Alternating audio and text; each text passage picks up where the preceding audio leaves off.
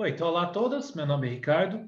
Hoje a gente vai falar de um conceito bem especial relacionado a matrizes, que é o conceito de posto de matriz. Tá? Então, a apresentação que eu escolhi fazer aqui, ela vai usar tudo o que a gente viu anteriormente, tá? Então, tudo sobre transformações lineares, teorema nucleimagem, tudo mais. E dá para fazer uma apresentação desse conteúdo sem precisar dessas coisas, né? Dá para fazer isso lá por primeiro, mas, bom, eu escolhi fazer dessa maneira para aproveitar tudo que a gente já viu, né? Então, vai ser uma utilização útil, né? Uma aplicação útil de tudo que a gente viu até o momento. Bom, então, antes de começar o assunto em si, eu quero recuperar algumas ideias, e a primeira delas é aquela ideia de isomorfismo, né?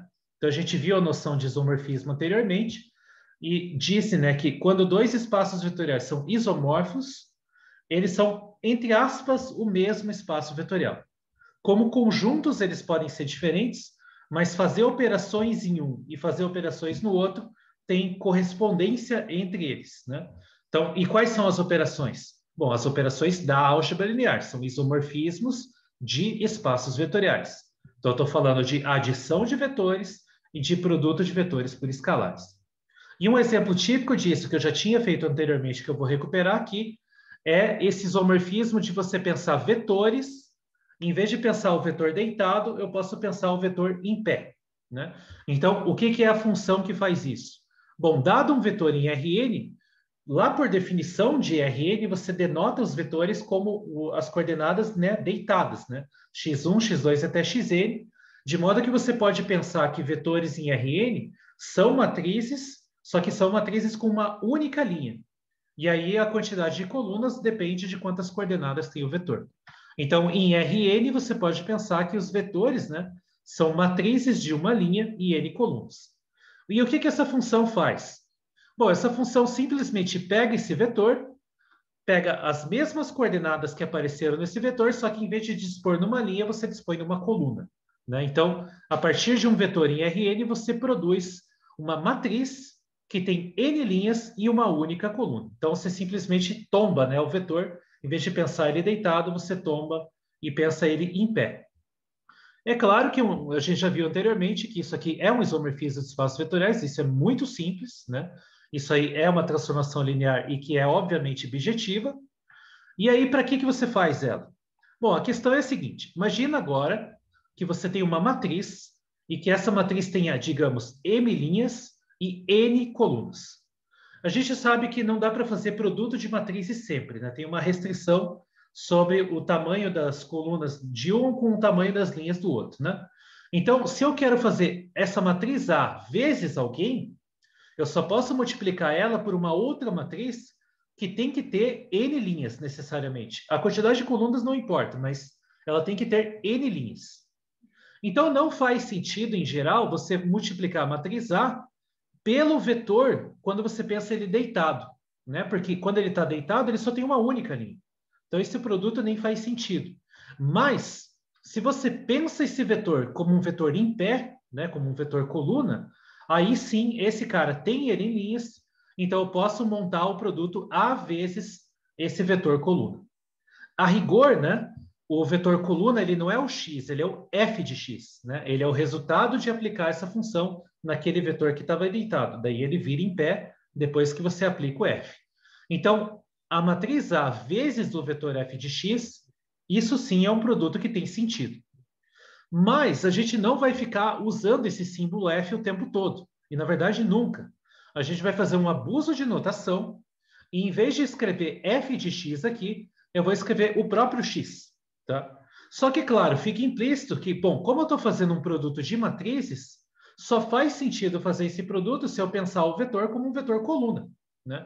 Então, por mais que seja um abuso de notação, não tem confusão aqui. E por isso eu posso fazer esse abuso. E aí eu vou simplesmente escrever A vezes x, pensando que esse x, na verdade, não é um vetor linha, é um vetor coluna. Então, como tem o isomorfismo, eu posso pensar que, entre aspas, eles são de fato a mesma coisa. Então, aqui acrescenta, né, que esse posso pensar como a mesma coisa, eu estou acrescentando ali ainda mais, né, um abuso de notação. E em vez de escrever f de x, eu vou escrever simplesmente o x. A rigor não são iguais, mas não tem perigo de confusão quando você escrever a vezes x, porque só faz sentido fazer isso se você pensar o x como um vetor coluna, tá? Então, é isso que a gente vai fazer daqui em diante. Toda vez que eu multiplicar uma matriz por um vetor, esse vetor já está sendo pensado como um vetor em pé, tá? Bom, o que a gente vai fazer hoje? Basicamente, a gente vai estudar a transformação linear que é associada a uma matriz, tá? Então, digamos que a gente vai pegar uma matriz que tem m linhas e n colunas. A partir dessa matriz aqui, eu vou criar uma transformação linear e que é uma transformação linear muito simples. Ela simplesmente pega a matriz e multiplica por vetores, tá? Essa matriz que eu fixei e multiplica ela por vetores. Então, como a gente acabou de discutir, essa matriz tem m linhas e n colunas, faz sentido multiplicar por vetores coluna de n coordenadas. Então, para cada vetor em Rn, eu multiplico essa matriz A por esse vetor, pensando ele como vetor coluna. O resultado dessa multiplicação de matrizes vai dar uma matriz que tem m linhas e uma única coluna. Portanto, eu posso pensar que o resultado desse produto é um vetor em Rm, tá? Então, é o contrário ali as posições, né? Se a matriz tem m linhas e n colunas, a transformação linear que ela vai associar, né, ser associada, ela sai do Rn em Rm, troca a posição dos dois, porque é assim que faz sentido, né, fazer esse produto, e o resultado do produto vai dar um vetor com m coordenadas. Então, isso a princípio é só uma função, né? É uma função de Rn em Rm, mas é mais do que isso dá uma transformação linear, e é óbvio isso, né? Porque se você faz uma combinação linear de vetores no domínio, você vai fazer o produto de A vezes essa combinação linear, só que o produto de matrizes é distributivo, né? Então, basicamente, é só por isso que isso daí vai ser uma transformação linear, tá? Bom, então, dada uma matriz com m linhas e n colunas, eu consigo produzir a partir dela uma transformação linear que eu estou chamando de T com esse subíndice A, para dizer que é a transformação linear associada a essa matriz A, e a definição dela é muito simples, é pegar um vetor e multiplicar ele pela matriz A. Só isso, tá? Então, essa é a transformação linear induzida pela matriz A. Agora, o que a gente vai fazer nos próximos slides é estudar os objetos de álgebra linear que são interessantes relacionados a transformações lineares. Quais são os dois mais básicos de todos? O núcleo e a imagem. Tá? Então, a gente vai estudar aqui o núcleo dessa transformação linear, vai estudar a imagem dela e vai tentar relacionar os dois de alguma forma depois. Bom, então, primeiro vamos relembrar o que é o núcleo de uma transformação linear. O núcleo é o conjunto de todos os caras do domínio cujo valor dessa transformação linear neles dá zero. Bom, mas pela definição dessa função, isso vai ser o conjunto de vetores em Rn, tais que quando você faz A vezes x, isso te dá igual a zero. Ora, mas isso daqui é uma matriz vezes um vetor coluna, e isso está dando igual a zero. Isso aqui é justamente a forma matricial de um sistema linear homogêneo. Tá? Então, isso que está aqui nada mais é do que um sistema linear homogêneo. É a forma matricial, né, para ser mais preciso, é a forma matricial de um sistema linear homogêneo. Então, o núcleo dessa transformação linear nada mais é do que o conjunto de soluções desse sistema linear homogêneo, onde a matriz de coeficientes do sistema é justamente a matriz A. Né? Então, isso é a descrição do núcleo, né?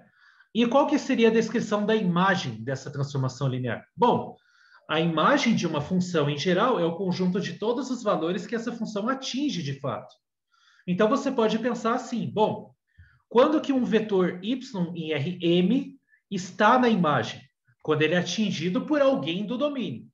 Ou seja, T de alguém deu y. Mas o que é T de alguém? T de alguém é A vezes esse alguém. Então, dizer que um vetor y está na imagem, no fundo, é dizer o quê? Que esse sistema linear aqui, que agora em geral não vai ser homogêneo, né? Mas ainda é um sistema linear, é dizer que esse sistema linear tem solução. Ou seja, existe um x, né, um vetor em Rn, tal que A vezes aquele x dá exatamente o y. Então, você pode pensar que a imagem dessa transformação linear é o conjunto dos vetores y e rm para os quais esse sistema linear aqui tem solução. Tá? E agora o que a gente vai fazer é tentar ir um pouco mais a fundo e tentar estudar, por exemplo, como que poderia encontrar uma base para o núcleo e como que poderia encontrar uma base para a imagem, e, em particular, qual é a dimensão de cada um desses caras. Então, vamos começar discutindo pelo núcleo. Bom, para discutir o núcleo, é interessante você pegar essa matriz A e expandir ela nas linhas dela. Tá? Então, nessa anotação que eu acabei de escrever aqui, eu estou escrevendo quais são as linhas dessa matriz. E eu estou pensando, claro, cada uma das linhas como elas próprias, como vetores. Né? Então, se a tua matriz A, como a gente está supondo que ela tem m linhas e n colunas, então você tem m vetores aqui nas linhas dessa matriz, e cada um desses vetores tem n coordenadas. Então, eu posso pensar as linhas dessa matriz como m vetores, só que em Rn, né? Porque eles têm que ter n coordenadas. Agora, o que é interessante a respeito de produto de matrizes é o seguinte, por isso que eu estou dispondo no formato de linhas. Quando você faz o produto da matriz A vezes um vetor coluna, por definição de produto de matrizes, você vai fazer justamente produtos das linhas pela única coluna que tem, porque você está multiplicando por um vetor coluna. Só que cada produto de linha por coluna, você pode pensar que é justamente a definição de produto interno canônico. Né? Quando você faz esse vezes esse, mais esse vezes esse, mais esse vezes esse, e assim por diante, no fundo o que você está fazendo é o produto interno canônico da linha da matriz com aquela única coluna que tem. Então, entre aspas, né? Então, cada uma das entradas da matriz produto são produtos internos, né? Então, a primeira entrada aqui é o produto interno da primeira linha com esse vetor x, a segunda entrada é o produto interno da segunda linha com esse vetor x, e assim por diante. Tá? Então, você pode pensar, né, que o produto de matriz por vetor é, no fundo, você tomar um monte de produtos internos das linhas da matriz com esse vetor. Tá? Então, agora vamos reinterpretar a questão de estar no núcleo. Né? O que significa um vetor x estar no núcleo? Significa que ele é solução do sistema linear homogêneo, ou seja, a vezes x é igual a zero. Mas a vezes x é isso. Né? Então, um vetor x está no núcleo C e somente C. Essas relações equivalem. Todas essas entradas aqui, né, da matriz produto, todas elas são iguais a zero. Ora, mas isso aqui tem uma interpretação, né? O produto interno de dois vetores ser igual a zero, como a gente viu nos vídeos anteriores, é a mesma coisa que você pensar que esses dois vetores são ortogonais, né? Então, eu estou dizendo que um vetor x está no núcleo C e somente C, ele é ortogonal a todas as linhas da sua matriz. Tá? Então, pensando tudo como vetores, né?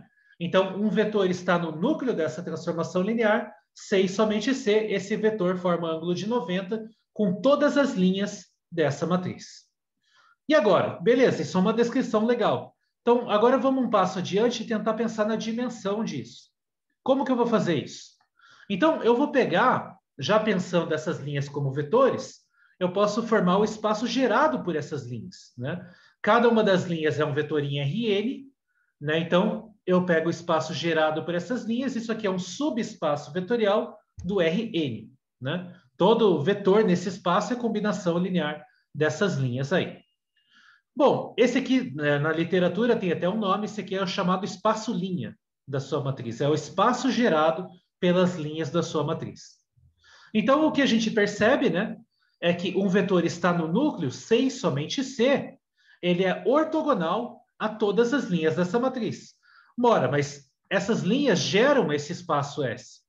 Então, uma das caracterizações que a gente viu nos vídeos anteriores é que permite eu dizer o seguinte, o cara está no núcleo C e somente C, ele pertence ao complemento ortogonal do espaço-linha. Né? Porque lembra que para estar no complemento ortogonal de um subespaço, basta ele ser ortogonal aos geradores daquele subespaço. Então, como esse espaço S é gerado por L1 até Lm, e esse sistema está dizendo, né, que para estar no núcleo ele tem que ser ortogonal a todas as linhas, então isso dá uma descrição completa, né, do núcleo dessa transformação linear em termos de complemento ortogonal, né? Então, o núcleo dessa transformação linear, ele nada mais é do que o complemento ortogonal do espaço linha dessa matriz. Tá? Então, a gente está amarrando muitos dos conceitos que a gente viu, né, anteriormente aqui. Bom, por que é interessante fazer isso?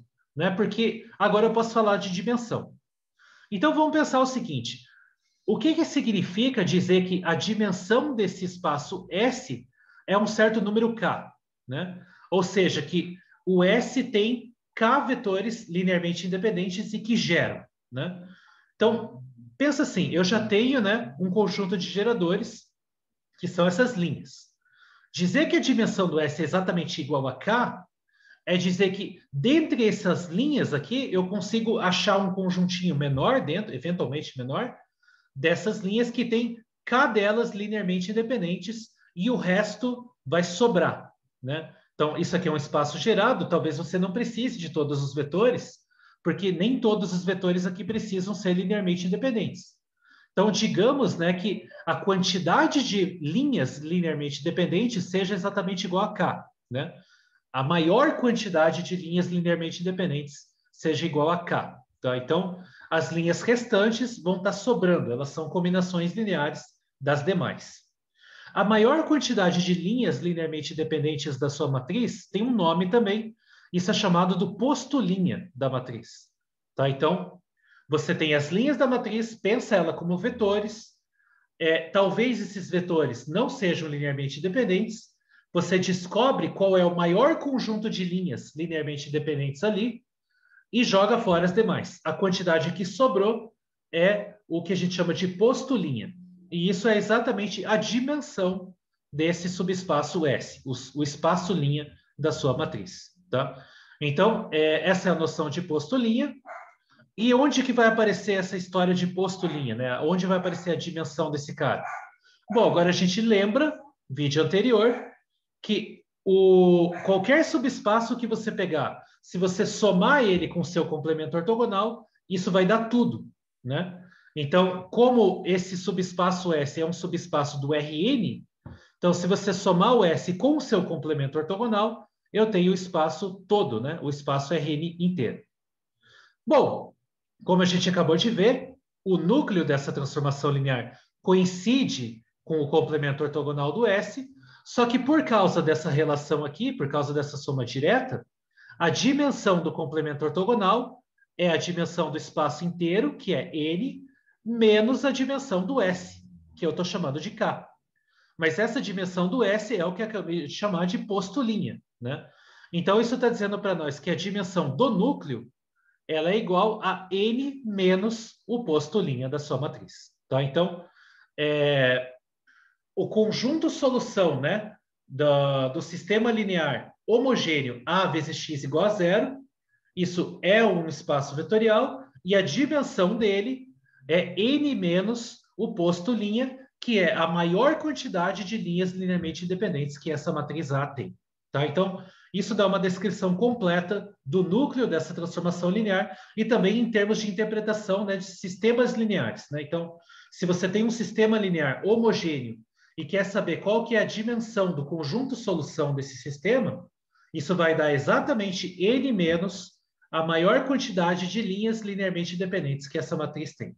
Tá? Então, isso descreve completamente o núcleo dessa transformação linear, ou em outras palavras, o tamanho, né, do conjunto solução do sistema linear homogêneo dada por essa matriz A. Bom, agora a gente vai analisar a imagem, né? E aí, para analisar o núcleo, eu dispus as linhas da matriz A. Para analisar a imagem, eu vou fazer o contrário, eu vou dispor as colunas da matriz A. Então, essa mesma matriz A, agora eu vou dispor ela pelas colunas e digamos que as colunas são esses caras C1, C2 até Cn. Né? Então, são N colunas, né? Eu estou supondo que a matriz A tem N colunas. Então, eu tenho aqui N colunas e cada uma das colunas tem M números. Então, agora é o contrário. Eu posso pensar que as colunas são N vetores em Rn. É o contrário do que eu tinha pensado para as linhas. E daí, né? Por que agora eu vou pensar nas colunas? Bom, porque o truque agora é o seguinte: se você pega essa matriz A e multiplica pelos vetores da base canônica, claro, pensados agora em pé, isso vai recuperar as colunas dessa matriz. Tá? Então, isso é uma continha de produto de matrizes muito simples. Né? Então, digamos que você tem aqui a sua matriz A, e aí eu vou escrever os elementos da coluna J dela. Então, seria azão 1J, né? Azão 2J e assim por diante, azão MJ. Então, tem o resto da matriz aqui que eu não vou escrever, eu só vou escrever a coluna J dela. Quando você multiplica ela pelo vetor J da base canônica, ele tem tudo igual a zero e tem um 1 na posição J. Ou seja, vai ser na linha J, pensando esse cara como um vetor em pé. Né? Então, aqui na posição J tem 1 e continua zero no resto. Quando eu fizer esse produto, né, eu vou ter que fazer linha vezes coluna, linha vezes coluna, linha vezes coluna, e assim por diante. Então, quando eu fizer, por exemplo, a primeira linha vezes essa única coluna que tem, eu vou multiplicar por zero todas as entradas, exceto a entrada J, né? Porque vai ser justamente o A1J vezes 1, né? Então, aqui vai sobrar A1J. Vai fazendo isso para todas as outras linhas. Então, por exemplo, a segunda linha vezes a única coluna que tem. Vai ser o que tiver nessa linha multiplicada tudo por zero, exceto lá na posição J, né? Que vai ser o A2J vezes 1. Então, vai sobrar só A2J e assim por diante, até AMJ. Ou seja, se você pega a sua matriz A e multiplica pelos vetores da base canônica em pé, né? Isso vai recuperando as colunas dessa matriz. Então, isso é uma maneira de você, entre aspas, isolar as colunas de uma matriz em um único vetor. Né? Você multiplica essa matriz pelos vetores da base canônica. Então, aqui, né, A vezes o jésimo vetor da base canônica recupera justamente a coluna J da sua matriz A. Beleza. Como que são os elementos da imagem de uma transformação linear? Bom, eles são todos os possíveis resultados de aplicar a sua função em elementos do domínio. Né? Como que são os elementos do domínio? São vetores em Rn. E vetores em Rn, eu posso escrever eles como combinação linear dos elementos da base canônica. Né? Então, aqui eu posso escrever A1 vezes E1, A2 vezes E2, até AN vezes EN. Né? Então, digamos que eu escrevi esse vetor genérico como combinação linear dos vetores da base canônica. Mas o que a minha transformação linear faz? Ela pega a matriz A e multiplica por esse vetor. Por sua vez, esse vetor é essa combinação linear. Então, eu tenho que multiplicar a matriz A por essa combinação linear. Isso é um produto de matrizes, é distributivo, faz todas as distributivas e usa, né, essa relação que eu acabei de falar. Né? Então, A vezes EJ vai dar o CJ, e os escalares A1 até a N você vai tirando do produto, né, porque são números. Então, o que sobra é exatamente isso aqui. Né? Então, isso está dizendo o que para nós? O x é um vetor genérico. Então, a função TA aplicada em x descreve um elemento genérico da imagem dessa transformação linear. E essa igualdade acabou de me dizer que um elemento genérico da imagem ele pode ser escrito como uma combinação linear das colunas da matriz A. Né? Porque aqui o A1 até o AN são números, são escalares, C1 até CN são vetores, então o que está aqui do lado direito é uma combinação linear das colunas da matriz A. Então isso está dizendo para nós que a imagem dessa transformação linear TA, né, a imagem da transformação linear associada à matriz A, nada mais é do que o espaço gerado pelas colunas da sua matriz, porque os coeficientes A1 até AN podem ser qualquer coisa. Né? Aqui o x era um vetor genérico, então as coordenadas A1 até AN são genéricas. Então isso aqui descreve o espaço gerado pelas colunas. Então, está aí uma descrição para a imagem dessa transformação linear em termos de um espaço gerado. Né? E agora eu vou fazer o análogo às linhas.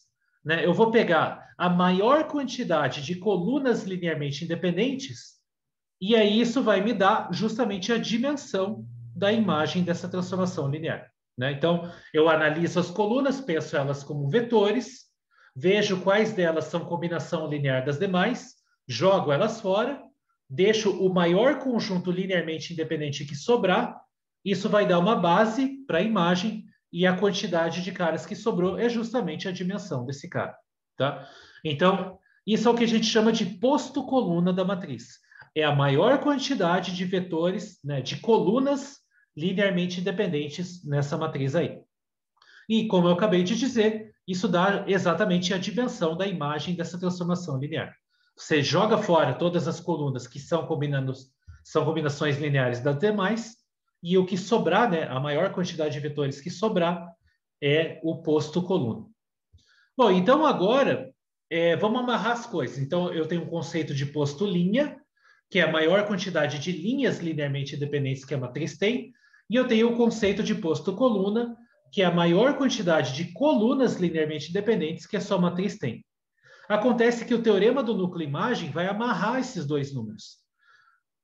E como que a gente vai fazer isso? Bom, lembrando, essa transformação linear TA, né, da maneira como a gente escreveu, ela parte do Rn, o domínio dela é Rn, e ela chega em Rm, né? Então, o domínio dela tem dimensão n. E pelo teorema do núcleo-imagem, a dimensão do domínio é igual à soma da dimensão do núcleo com a dimensão da imagem dessa transformação linear.